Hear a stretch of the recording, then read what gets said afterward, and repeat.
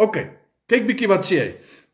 Dit was algemene kennis gewees in die Romeinse tyd, dat wanneer iemand 'n kruis gedra het, en hulle het gesien, hy dra 'n kruis met die Romeinse soldate wat om hom was, het hulle geweet, hierdie ou is op pad om te sterf.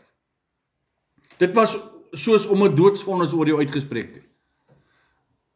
In Amerika sien ek doen hulle roep daai, daar's 'n ou wat as hierdie ou op pad is om ge-electrocute te word of om gehang te word of wat ook al, dan is daar ou wat daar loop en skree, dead man walking, dead man walking. Wat sê hy? Wat sê daai man? Hy sê dat hierdie man is op pad om te sterf. En dit is wat dit beteken. Wanneer ek my kruis opneem en Christus volg, dan beteken dit ek sterf aan myself.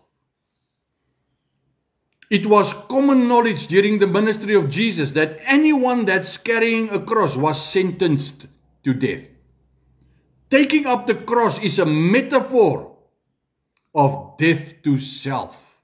Is 'n metafoor dat ek is besig om te sterf. I'm a dead man walking. En ek weet hier soos van ons brothers daar in Suid-Afrika en hier so in Namibië is ook 'n groep dead man riding. Hulle het daai Galasiërs 2:20. Wat sê Galasiërs 2:20? Kom aan, tik gou daar vir my, Galasiërs 2:20.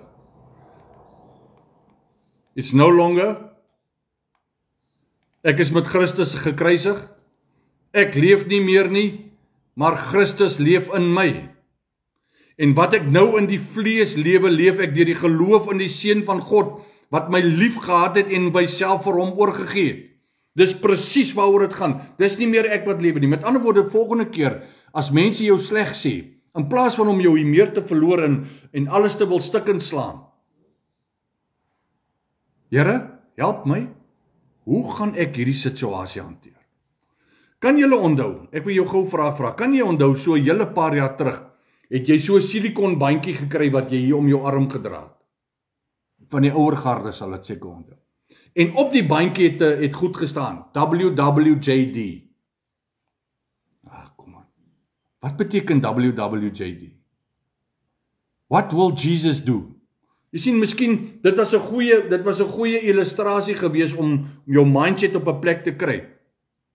Maar, ons moet die mindset ding is dat as ek in 'n situasie kom, laat ek vir myself kan vra, wat sou Jesus in hierdie situasie gedoen het?